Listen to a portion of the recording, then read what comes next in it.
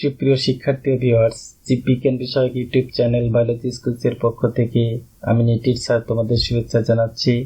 সরকারি BL college Khulna আয়োজিত online ক্লাসের অংশ হিসেবে প্রাণবিদ্যা বিভাগের স্নাতক সম্মান তৃতীয় বর্ষ ও উচ্চ মাধ্যমিক পর্যায়ের একটি সমন্বিত ক্লাস নিয়ে আজ হাজির হয়েছি। আজকের ক্লাসের শিরোনাম জিনতত্ত্ব বা জেনেটিক্স, যেটি বর্তমান সময়ের জীববিজ্ঞান একটি গুরুত্বপূর্ণ বিষয়। জেনেটিক্স কোর্সটি মূলত উচ্চ মাধ্যমিক পর্যায়ের শিক্ষার্থীদের জীববিজ্ঞান দ্বিতীয় পত্রের একাদশ অধ্যায়ের অংশ। অন্যদিকে জাতীয় বিশ্ববিদ্যালয়ের স্নাতক সম্মান প্রাণিবিদ্যা বিষয়ের তৃতীয় বর্ষের এটি পঠিত বিষয়। এই কোর্সটি আমি দুটি শিরোনামে ক্লাস নেওয়ার চেষ্টা করব। একটি হচ্ছে জেনেটিক্স বেসিক্স, যেটি মূলত উচ্চ মাধ্যমিক পর্যায় এবং বিএসসি অনার্স দুই পর্যায়ের স্টুডেন্টের জন্য, এবং একটি হচ্ছে জেনেটিক্স অ্যাডভান্সড, যেটি মূলত শুধুমাত্র বিএসসি অনার্স স্টুডেন্টদের জন্য। তো চলো দেরি না করে শুরু করা যাক।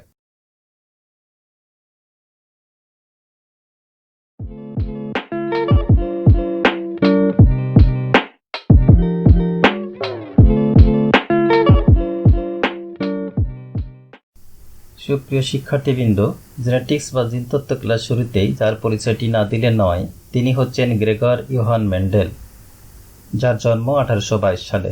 তৎকালীন অস্ট্রিয়ার একটি শহর ব্রুনের একটি গির্জায় তিনি ধর্মযাজক হিসেবে নিয়োজিত ছিলেন। বর্তমানে ব্রুন শহরটি চেক রিপাবলিকানের অধীনে রয়েছে। পেশাদার গার্ডেনার পিতার সাহচর্যে বেড়ে ওঠা মেন্ডেল ছোটবেলা থেকেই গাছের প্রতি খুবই অনুরক্ত ছিল। গাছের প্রতি এই ভালোবাসা থেকেই উদ্ভিদের বংশগতির রহস্য উদ্ঘাটনে তিনি মটরশুঁটি গাছ নিয়ে পরীক্ষা নিরীক্ষা করেন। মটরশুঁটির বৈজ্ঞানিক নাম পাইসাম সেটিভাম এবং এর ইংরেজি নাম গার্ডেন পি। দীর্ঘ 7 বছর কঠিন শ্রমসাধ্য পরীক্ষা শেষে বংশগতির দুটি সূত্র আবিষ্কার করেন, যা 1866 সালে the annual proceedings of the natural history of burn নামক জার্নালে প্রকাশ করেন। তার গবেষণার শিরোনাম ছিল এক্সপেরিমেন্টস ইন প্লান্ট হাইব্রিডাইজেশন। এটি জার্মান ভাষায় রচিত।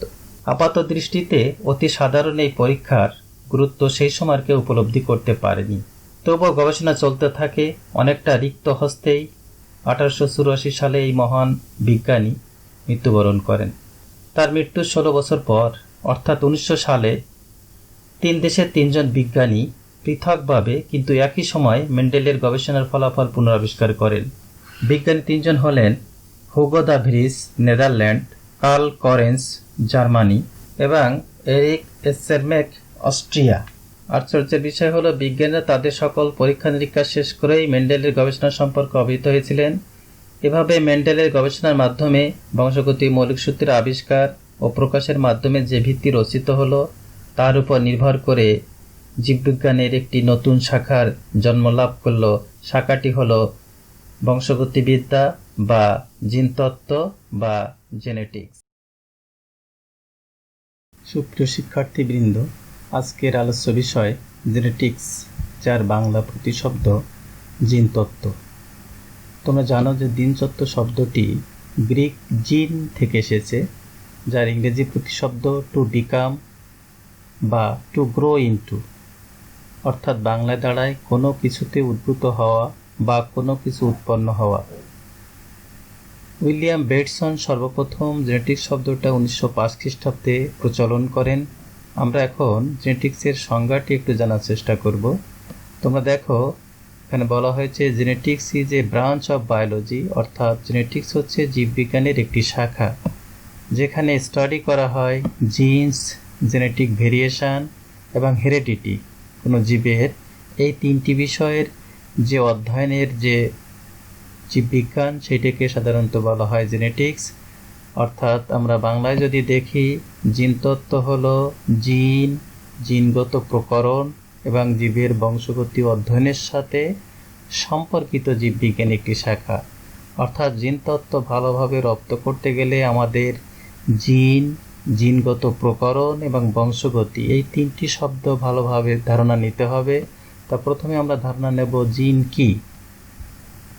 তোমরা দেখো, একটি ছবি আমরা দেখতে পাচ্ছি। এখানে প্রথমে আছে একটা সেল মানে তোমরা জানো কোষ। এই কোষের ভিতরে যে গোলাকার জায়গাটি রয়েছে, এটিকে আমরা বলি নিউক্লিয়াস, এবং নিউক্লিয়াসের মধ্যে তোমরা ক্রোমোজোম থাকে তোমরা জানো।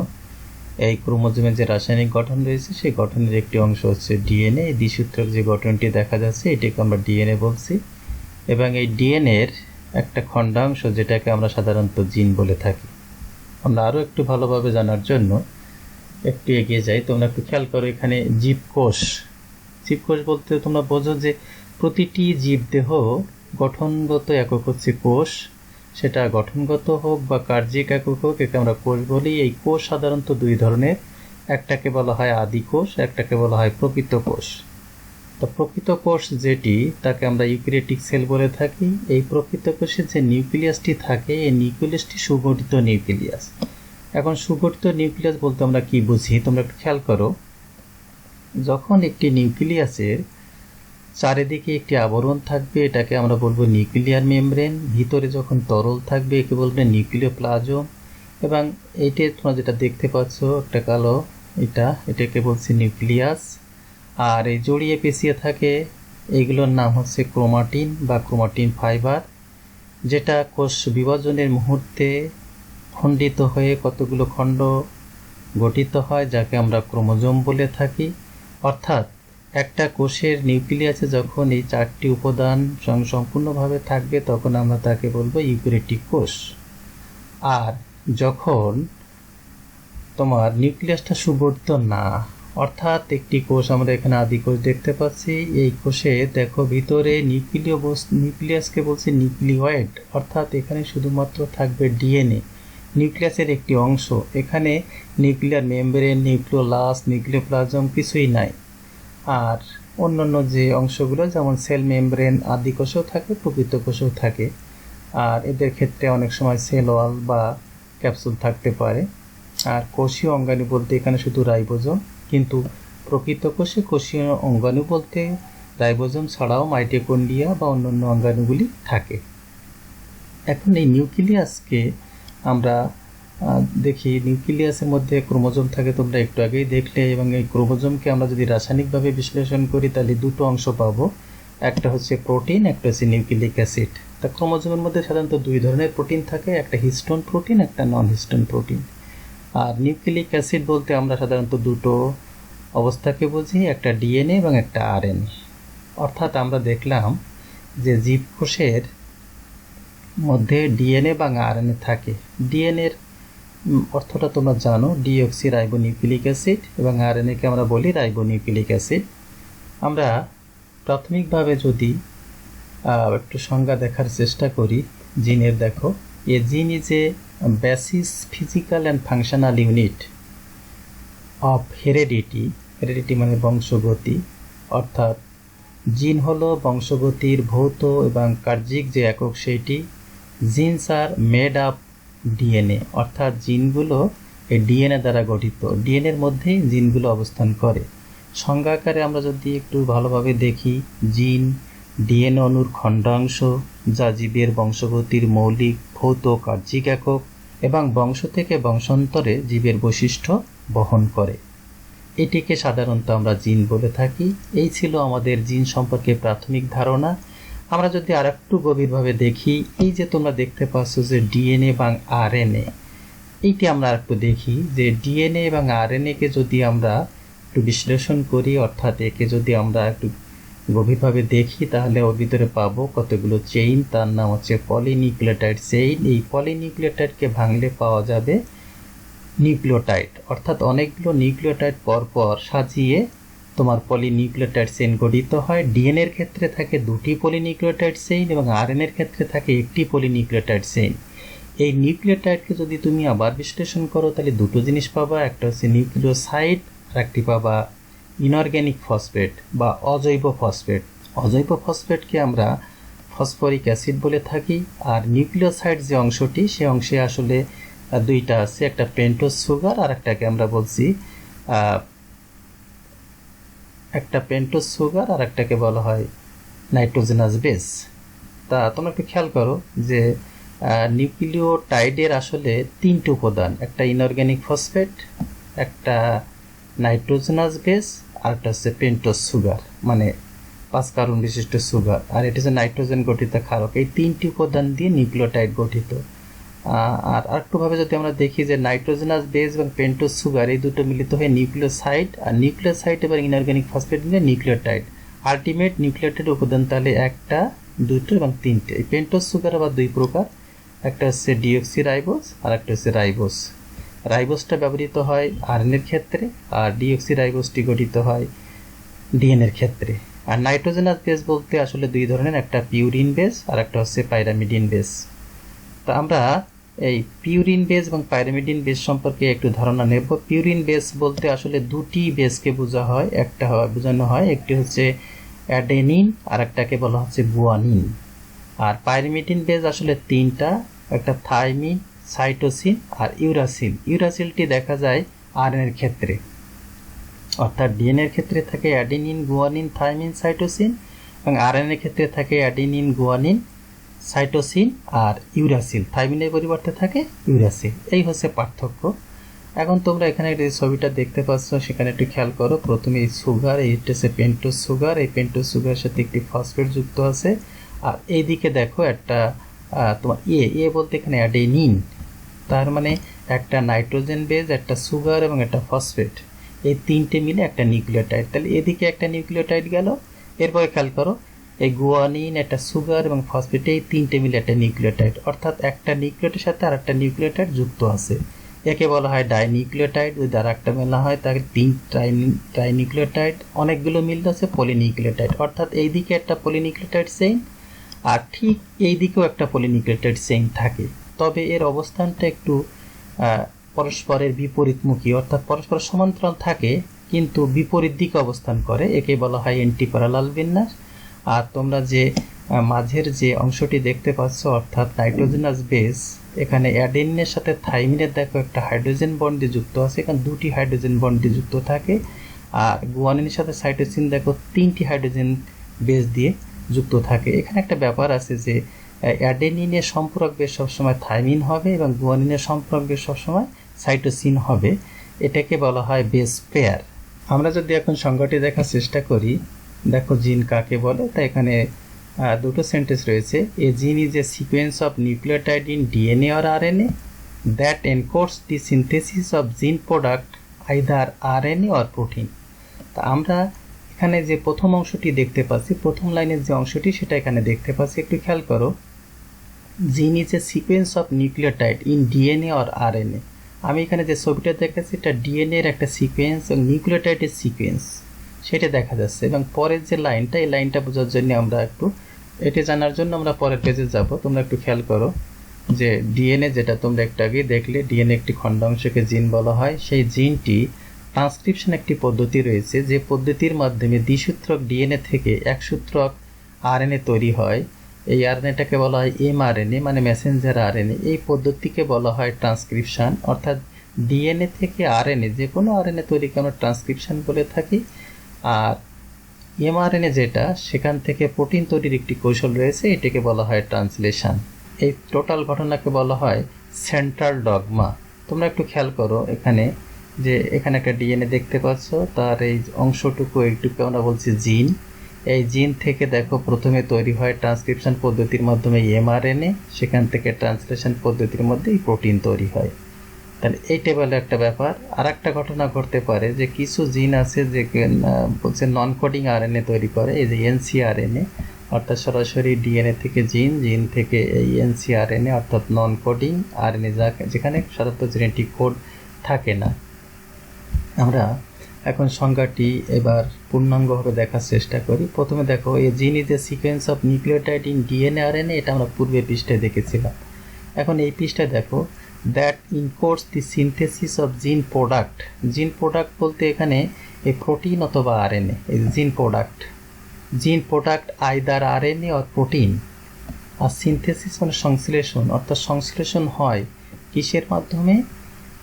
ওই ডিএনএ আরএনএ এনকোডস করে, অর্থাৎ সংকেত আকারে ডিএনএ আরএনএ থেকে এক ধরনের সংকেত আসে, সেই সংকেতকে সংশ্লেষণের মাধ্যমে জিন প্রোডাক্ট অর্থাৎ আরএনএ বা প্রোটিন তৈরির যে কৌশল, এটাকে আমরা বলে থাকি। অর্থাৎ জিন, ডিএনএ অথবা আরএনএ নিউক্লিয়েট অনুক্রম, যা জিনের উৎপাদ তথা আরএনএ বা প্রোটিন সংশ্লেষণের সংকেত প্রদান করে।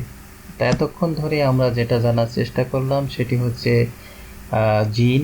তাহলে তোমরা জানলে যে প্রত্যেকটা জীব দেহ কোষ দ্বারা গঠিত। কোষের গঠনগত কোষের মধ্যে নিউক্লিয়াস থাকে, নিউক্লিয়াসের মধ্যে ক্রোমোজোমকে ভাঙলে আমরা ডিএনএ পাবো। সেই ডিএনএ এর অংশের মধ্যে আমরা পাচ্ছি জিন, জেনেটিক ভেরিয়েশন, যেটাকে জিনগত প্রকরণ বলা হয়। তোমরা একটা ছবি দেখতে পাচ্ছ এখানে, একই বয়সী বিড়ালের কতগুলো বাচ্চা দেখতে পাচ্ছ, অর্থাৎ একই পিতামাতা থেকে জন্মলাভকারী এই যে বাচ্চাগুলি, এদের আকার আকৃতি একই হলেও এদের ডেকোরেশন, কালার কিন্তু এক নয়। তোমরা দেখতে পাচ্ছ, অর্থাৎ একই পিতামাতা থেকে সৃষ্টি হওয়া সত্ত্বেও এদের মধ্যে কিছুটা পার্থক্য রয়েছে। এই পার্থক্যটাকে আসলে আমরা জেনেটিক ভেরিয়েশন বলে থাকি। তোমরা এখানে একটু খেয়াল করো যে এক ধরনের ঝিনুকের যে কম্বিনেশনটা দেখো, তোমরা একটু খেয়াল করো, কখনো এরকম থাকবে, আবার কখনো এই দিকে একই প্রজাতির ঝিনুক, কিন্তু এর কত বৈচিত্র্যতা রয়েছে। এই ঝিনুকটার নাম হচ্ছে ডোনাক্স ভেরিয়াবিলিস। অর্থাৎ একই প্রজাতি হওয়া সত্ত্বেও এদের বিভিন্ন সদস্যের মধ্যে যে জিনগত পার্থক্যের কারণে এদের যে কালারের চেঞ্জ বা আকার আকৃতির কিছুটা চেঞ্জ, এইটাকে আমরা জেনেটিক ভেরিয়েশন বলে থাকি। তোমরা খেয়াল করো, genetic variation is the difference in DNA sequence. অর্থাৎ এদের মূলত এই পার্থক্যের কারণ হচ্ছে ডিএনএ যে সিকোয়েন্সটা দেখলে তোমরা, সেই ডিএনএ সিকোয়েন্সের মধ্যে পার্থক্য রয়েছে between individuals within a population.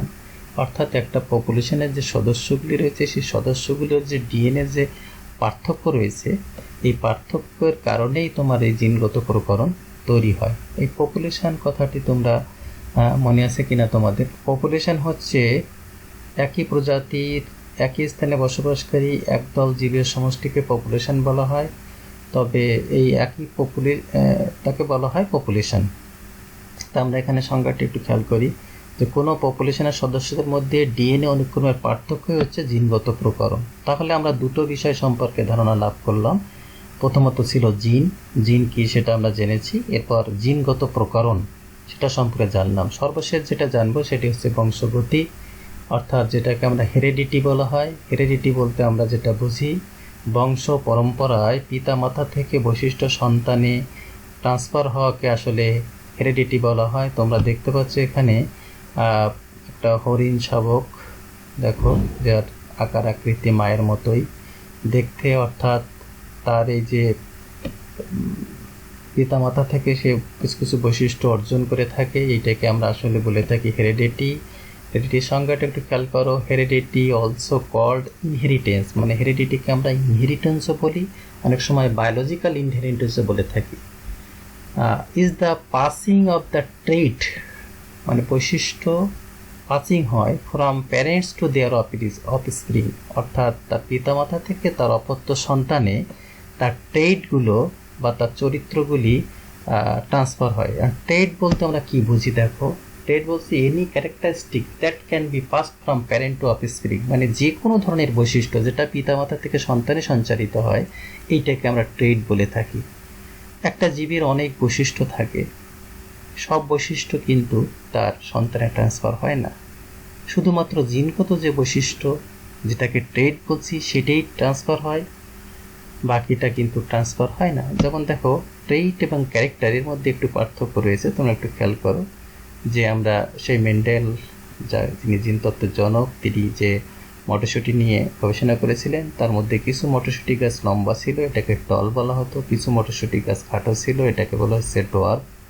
অর্থাৎ টল বা ডোয়ার্ফ এটা হচ্ছে ক্যারেক্টার্স, এবং এই দুটো আসলে কি উচ্চতা সংক্রান্ত বিষয়, এজন্য এটাকে বলছে ট্রেট।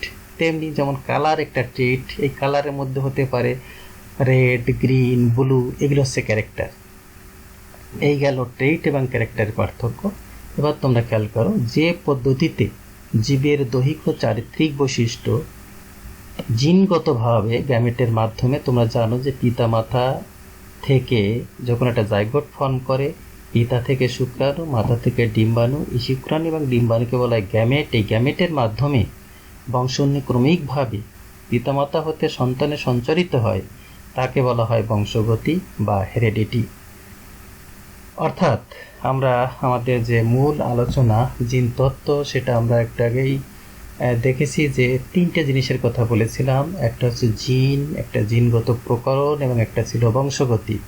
তিনটে বিষয় সম্পর্কে আমরা আলাদা আলাদাভাবে জ্ঞান লাভ করলাম। অর্থাৎ প্রথমে আমরা জেনেছি জিন কি, পরে জানলাম জিনগত প্রকরণ কি, এবং সর্বশেষ বংশগতি, যেখানে পিতামাতা থেকে কিছু বৈশিষ্ট্য সন্তান সঞ্চারিত হচ্ছে, যেটাকে বংশগতি।